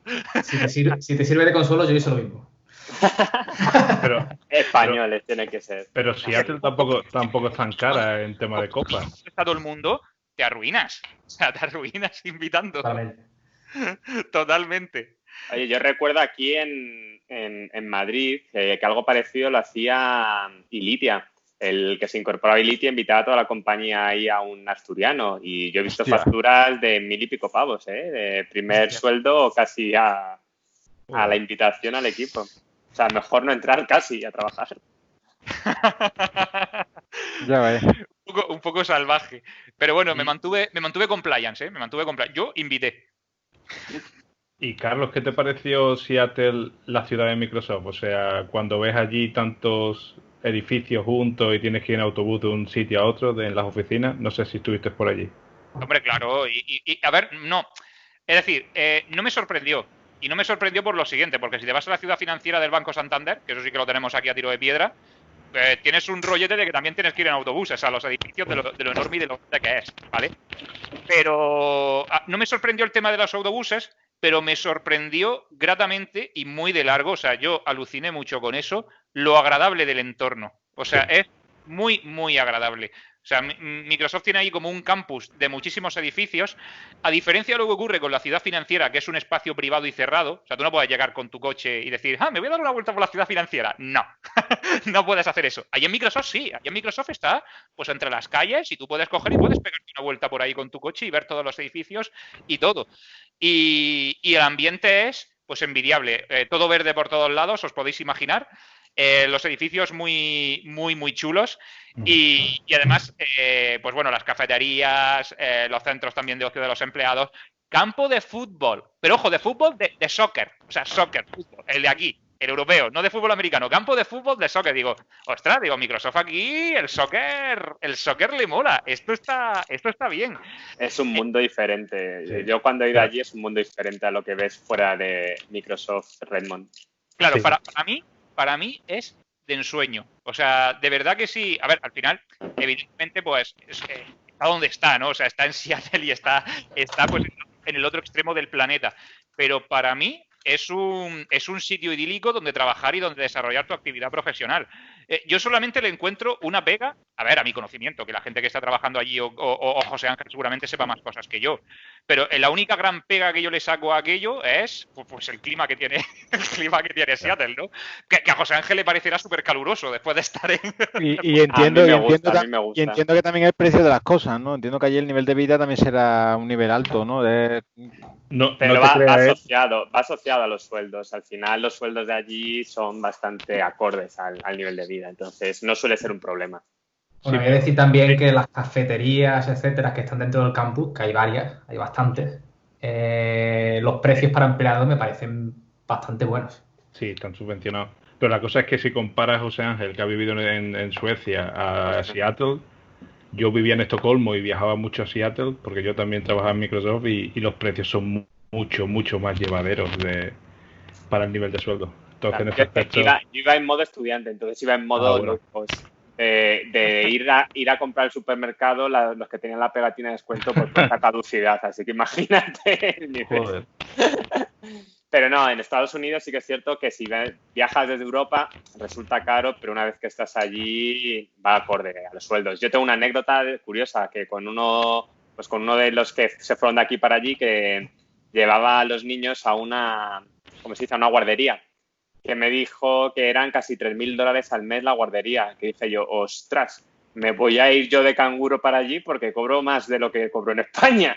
Entonces, al final es porque en proporción ellos sí que sale rentable. Pensad también que los servicios sociales en Estados Unidos no son los que tenemos en España y hay muchas cosas que te tienes que pagar de tu bolsillo. Entonces, o cobras esas cantidades o no te puedes permitir muchas historias, ¿no? Bueno, yo de la mejor experiencia que yo me llevo de estar allí en las oficinas de Microsoft en Seattle es definitivamente hablar con el grupo, o sea, hablar con la gente del grupo de producto en persona de tú a tú. O sea, la sensación que tengo, y ya lo digo como alguien desde fuera, es que allí se hace ingeniería, evidentemente, que eso es muy obvio, ¿no? Pues claro, Carlos, joder, ¿qué te pensabas que se iba a hacer? Ya, pero es que cuando tú tienes delante a un Rusinovich o tienes delante a un Scott y le puedes hacer alguna pregunta o no, o a nadie de las celebrities, pero pensemos en alguien que está liderando un grupo de producto haciendo algo y te cuenta los entresijos de cómo lo hacen por dentro y las tripas de las cosas, dices, ostras, es que aquí se hace ingeniería y se hace ingeniería a heavy.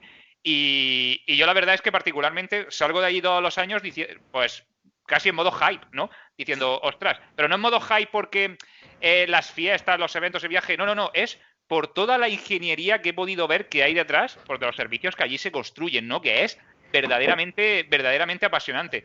Aquí en España estamos más acostumbrados a las PPTs de marketing y este tipo de cosas, ¿no? Que es lo que más tenemos, pero allí es show me the code. Mundo. Es show me the code, sí, show me the code. Y es brutal, la verdad, es brutal. Sería guay que tuviéramos más en España de eso, pero bueno, también uno tiene que entender que las cosas se hacen donde se hacen, ¿no? O sea que... Pero vamos, apasionante, la verdad, apasionante. Es una empresa diferente de lo que puede ser Microsoft España o cualquier subsidiaria. Sí. Todo el mundo allí son ingenieros punteros, porque yo alguna vez me he cruzado con alguno que yo creo que no debería estar ahí, ¿no? Con mucho piquito y por detrás no veas las cosas que hace. Que me confirme José Ángel, pero es que creo que allí son 44.000 empleados, ¿no? O por ahí, ¿no? Sí, es lo que te iba a decir, que al final hay de todo en cualquier empresa grande. Punteros, ostras. Algún papa frita se te cuela. A ver, hay de todos y a mí me pasó que yo tuve que viajar de Estocolmo a trabajar allí con dos equipos, uno backend y frontend, y uno estaban en un pasillo y cada uno estaba a un lado y otro del pasillo. Pues digo, señores, tiene que venir a Estocolmo a haceros hablar los unos con los otros cuando estáis a menos de 2 metros los unos con los otros.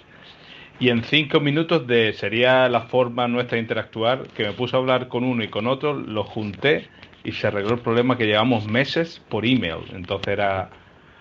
Imagínate. No, o sea, eso es cierto. Al final muchas veces lo tenemos idealizado, pero los ingenieros españoles y los equipos españoles en muchos casos son una pasada, ¿eh? O sea, los americanos tienen la fama, pero luego hay la mayor parte de los productos, o sea, cuando tú vas a ver a los equipos de desarrollo son extranjeros, o sea, no es gente americana como tal, es gente que viene mucho de Asia-Pacífico, mucho europeo, ruso, o sea, hay de todo, y americanos casi son los de menos. Por cierto, tengo una anécdota de cuando estuve allí en las oficinas, y es que una vez de camino a una sesión por un edificio, había un futbolín. Y bueno, a ver, habéis visto los temas estas de las oficinas modernas, ¿no? Que si los futbolines, las piscinas de bolas, las consolas, pero que después ni Dios utiliza, ¿no? Porque lo último lo que tienes tiempo es de utilizar esas cosas. Pues leches, yo vi ahí a un equipo de desarrollo jugando partidas al futbolín, discutiendo movidas de lo que estaban trabajando mientras le daban a la bola. Y por cómo le daban a la bola, os aseguro que estaban desestresando. O sea que... No, y la discusión era buen rollo, ¿eh? Era una discusión sana. Pero estaban ahí dándole a la bola y... A ver, a mí me sorprendió porque es la primera vez que veo que en verdad se usa eso. Bueno, chicos, llegamos hasta aquí. Se nos ha ido de las manos este café. Yo creo que tenemos que tomarnos otro. Totalmente tenemos que tomarnos otro café o otro par de cafés. Hasta aquí sencillamente hemos hecho una introducción, hemos conocido bastante mejor a Carlos y a José Ángel, cómo empezaron, un poco sus gustos, recomendaciones y un poco su trayectoria. Pero teniendo ambos, creo que no hacer preguntas de Azure sería un sacrilegio. Así que creo que lo que vamos a hacer es tener otro café. Así que permanecer atentos. Recordad que hacemos el anuncio vía Twitter, Meetups, etcétera, etcétera. Y retomaremos este café un poco más adelante. Muchas gracias a todos los que nos habéis continuado directamente online y a todos los que estáis viendo este vídeo en diferido. Y nos vemos en la próxima. Muchas gracias. Muchas gracias. Muchas gracias a ustedes. Venga, hasta luego.